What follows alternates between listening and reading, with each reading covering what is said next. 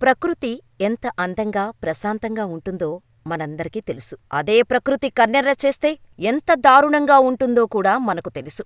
ఇందుకు ఎన్నో సాక్ష్యాలు ఉన్నాయి.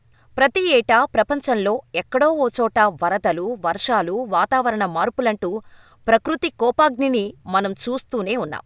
ఇలా ప్రకృతి తన విలయతాండవాన్ని ప్రదర్శించే ముందు కొన్ని సంకేతాలు ఇస్తుంది. వాటిని మనుషుల కంటే ముందుగా ప్రకృతిలో మమేకమైన జంతువులు, పక్షులు, సముద్రజీవులు గుర్తిస్తాయి. అంతేకాదు, ఆ ప్రకృతి విలయతాండవం నుంచి తప్పించుకునే ప్రయత్నం కూడా చేస్తూ మనుషులకు కూడా హింటిస్తాయి. అటువంటి హింట్స్ ఇప్పుడు మెక్సికోలో సముద్రజీవులు ఇవ్వటంతో ఆ దేశ ప్రజలు భయంతో వణికిపోతున్నారు. ఏ క్షణం ఏం జరుగుతుందో అని కంటిమీద కునుకు లేకుండా అల్లాడిపోతున్నారు. ఇలా మెక్సికో ప్రజలు భయంతో వణికిపోవటానికి ఓ చేప కారణం. ఆ చేపను చూసినప్పటినుంచి మెక్సికో ప్రజలు మెక్సికోలో ప్రళయం వస్తుందని, దేశం మొత్తం కొట్టుకుపోతుందని నమ్ముతున్నారు. ఇంతలా మెక్సికో ప్రజలను భయపెడుతున్న చేప కథేంటి? నిజంగానే ప్రళయం వస్తుందా? ఇదిగో ఇక్కడ మీరు చూస్తున్నారే, ఈ చేపని మెక్సికో దేశాన్ని వణికిస్తోంది. పాములా పొడవుగా గుర్రం ముఖంతో ఉన్న ఈ చేప పట్టుకుంటే చేతిలో నుంచి సర్రున జారిపోతోంది. ఈ చేప దేహంపై ఆరెంజ్ రంగులో వాజాలు ఉండి చూడటానికి వింతగా ఉంటుంది. ఈ చేప ఎప్పుడూ ఉష్ణమండల ప్రాంతంలో 1000 మీటర్ల నుంచి 3000 మీటర్ల లోతులో నివసిస్తోంది. 11 మీటర్లకు పైనే పొడవు ఉంటుంది. ఈ విచిత్రమైన చేప పేరు ఏమిటా అనుకుంటున్నారా? వోర్ఫిష్. కానీ ఈ పేరుతో కంటే డూమ్స్డే ఫిష్గా ఎక్కువగా పాపులర్. డూమ్స్డే అంటే ప్రళయ దినం అని అర్థం. ఇంత అందమైన చేపకు ఇటువంటి పేరెందుకు పెట్టారు అని మీరనుకోవచ్చు. నేను చెప్పేది మీరు వింటే ఈ చేపకు డూమ్స్డే అని పేరు పెట్టడంలో తప్పులేదని అంటారు. ఈ చేప ఎప్పుడూ సముద్రపు అడుగున ఉండటానికి ఇష్టపడుతుంది.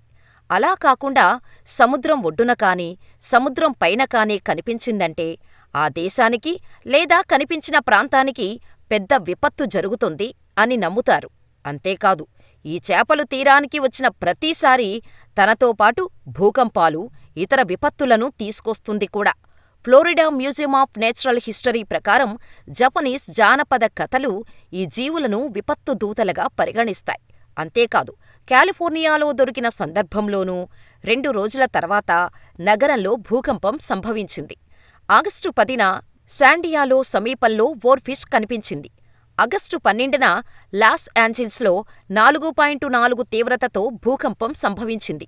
ఈ కారణంగానే వీటికి డూమ్స్డే ఫిష్ అనే పేరు వచ్చింది. అంతెందుకు, 2011లో భూకంపం, సునామీలు జపాన్లోని ఫుకుషిమాలో సుమారు 20,000 మందికి పైగా ప్రజలను పొట్టన పెట్టుకున్న సంగతి తెలిసిందే. ఈ విపత్తుకు ముందు 2010లో డజన్ల కొద్దీ వోర్ఫిష్లు సముద్రతీరానికి కొట్టుకొచ్చేవి. ఇలా సముద్రంలో వేటకు వెళ్లిన జాలర్లకు 3 నుంచి 4 మీటర్ల పొడవున్న చేపలు దొరకటంతో వాటిని చూసి షాకయ్యారు. ఎందుకంటే ఆ చేపలు సాధారణ చేపలు కాదని వారికి తెలుసు. సముద్రగర్భంలో మాత్రమే జీవించే అరుదైన వోర్ఫిష్ చేపలని గుర్తించారు. అంతేకాదు, ఆ చేపలు సముద్ర ఉపరితలానికి వస్తే ఉపద్రవం తప్పదని జపాన్ పురాణాల్లో, జానపద కథల్లో ఉండటంతో అప్పట్లో అక్కడి మీడియా కూడా ఈ చేపలు సముద్రతీరంలో కనిపిస్తున్నాయని వార్తల్లో ప్రచురించాయి. అలా ప్రసారం చేసిన కొద్ది రోజులు అంటే 2011లో జపాన్లో భారీ భూకంపాలు, సునామీలు సంభవించాయి. అయితే 2011లో జపాన్లో సముద్రం లోపల భూకంపం సంభవించి సునామీ విరుచుకుపడటానికి ముందు ఈ చేపలు సుమారు 20 తీర ప్రాంతాలలో కనిపించాయని చెబుతారు. జపాన్ పురాణాల ప్రకారం ఈ చేపను messenger of the sea God అని కూడా అంటారు. అంటే సముద్ర దేవుడి దూతగా ఇది జరగబోయే ప్రళయానికి సంకేతమిస్తుందని నమ్ముతారు. అటువంటి చేపలు ఇప్పుడు మెక్సికో తీరంలో కనిపించటంతో అందరూ భయంతో వణికిపోతున్నారు. అయితే ఈ చేప ఒడ్డుకు వచ్చిన దృశ్యాలను ఫియర్బక్ అనే ఎక్స్ యూజర్ షేర్ చేశాడు. ఆ వీడియోలో ఆ వ్యక్తి డూమ్స్డే ఫిష్ ని సముద్రంలోకి విడిచిపెట్టినప్పటికీ సముద్రంలోకి వెళ్లకుండా అక్కడే చనిపోతాను అన్నట్టు ఒడ్డునే ఉంది. దీంతో ఆ చేప వీడియో చూసినవారు, ఈ చేప గురించి తెలిసినవారు ఆ వీడియోపై రకరకాల కామెంట్స్ చేస్తున్నారు. ఈ మధ్యకాలంలో ఇలాంటి చేపలు బీచ్లలో చాలా కనిపిస్తున్నాయి. అంటే దానర్థం డూమ్స్డే X3 రాబోతుందని అర్థమా అని ఓ యూజర్ కామెంట్ చేశాడు. సముద్రం అడుగు భాగంలో ఏం జరుగుతోంది, అడుగు భాగంలో ఉండే ఈ అరుదైన చేపలు అకస్మాత్తుగా తీరంలోకి ఎందుకు వచ్చాయి అని మరో నెటిజన్ సందేహం వ్యక్తం చేశాడు. సముద్రం అడుగులో ఉండే చేపలు జబ్బుపడినప్పుడు, మరణించినప్పుడు తీరానికి కొట్టుకొస్తాయని, అది సాధారణ విషయమేనని మరో యూజర్ లైట్ తీసుకున్నాడు.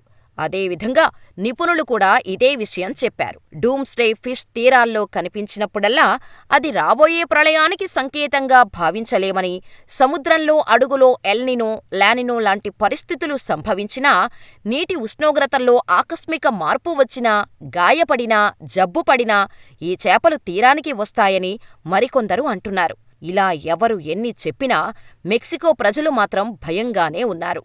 ఎందుకంటే 2023 అక్టోబర్లో మెక్సికోలో తరచుగా సంభవించిన తీవ్ర తుఫాన్ల కారణంగా చాలా నష్టపోయింది. దాని నుంచి తేరుకొని ఇప్పుడు అంతా సవ్యంగా ఉన్న టైంలో డూమ్స్డే ఫిష్ కనిపించి వారిని వణికిస్తోంది.